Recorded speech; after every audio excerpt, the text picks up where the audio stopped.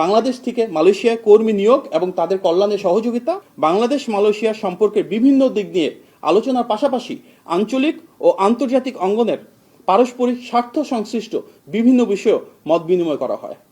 একই সাথে দুই দেশের সম্পর্ককে নতুন উচ্চতায় নিয়ে যাওয়ার ব্যাপারে দৃঢ় আশাবাদ এবং অঙ্গীকার ব্যক্ত করা হয়। প্রিয় সাংবাদিক ভাই বোনেরা, এবারের ঐতিহাসিক সফরে বাংলাদেশ এবং মালয়েশিয়ার মধ্যে অনেকগুলো গুরুত্বপূর্ণ খাত নিয়ে আলোচনা হয়েছে। খাতগুলো হলো রাজনৈতিক সহযোগিতা, বাণিজ্য ও বিনিয়োগের সম্প্রসারণ, হালাল শিল্প, ডিজিটাল অর্থনীতি, এআই এবং সেমিকন্ডাক্টর খাত, বাংলাদেশ থেকে মালয়েশিয়ায় কর্মী নিয়োগ এবং তাদের কল্যাণে সহযোগিতা, শিক্ষা ও পর্যটন খাতে সহযোগিতা, জ্বালানি খাত, প্রতিরক্ষা, নিরাপত্তা এবং আঞ্চলিক ও বহুপাক্ষিক সহায়তা সম্প্রসারণ। উল্লেখ্য, সর্বমোট 9টি বিষয়ে পারস্পরিক সহযোগিতা বৃদ্ধির লক্ষ্যে দুই দেশের সম্মতিতে 33টি পয়েন্টের একটি যৌথ বিবৃতি ইতিমধ্যে ইস্যু করা হয়েছে।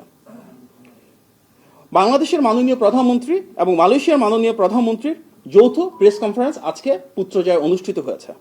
এই যৌথ প্রেস কনফারেন্সে মালয়েশিয়ার মাননীয় প্রধানমন্ত্রী বাংলাদেশের ইতিহাসে শহীদ প্রেসিডেন্ট জিয়াউর রহমান ও দেশনেত্রী বেগম খালেদা জিয়ার ভূমিকার ভূয়সী প্রশংসা করেছেন।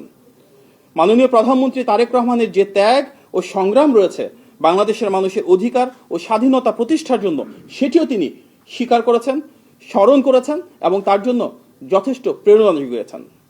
বাংলাদেশের সঙ্গে মালয়েশিয়ার যে ভিন্নমাত্রিক ঐতিহাসিক ভ্রাতৃত্বপূর্ণ এবং বন্ধুত্বপূর্ণ সম্পর্ক রয়েছে সেটিকেও মালয়েশিয়ার মাননীয় প্রধানমন্ত্রী আলোকপাত করেছেন।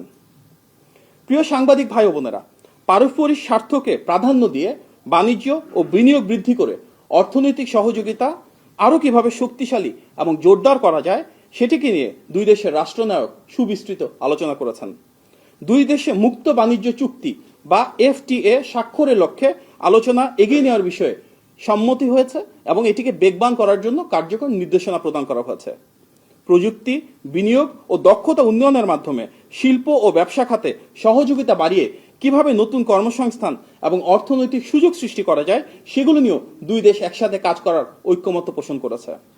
একই সাথে হালাল শিল্প ও হালাল ব্যবসার সম্ভাবনার যে অপার গুরুত্ব রয়েছে সেটিকে অনুধাবন করে কিভাবে মালয়েশিয়ার বেস্ট প্র্যাকটিস আমরা বাংলাদেশে অ্যাডাপ্ট করতে পারি হালাল শিল্পের বিকাশের জন্য, সেগুলি নিয়ে দীর্ঘ আলোচনা করা হয়েছে।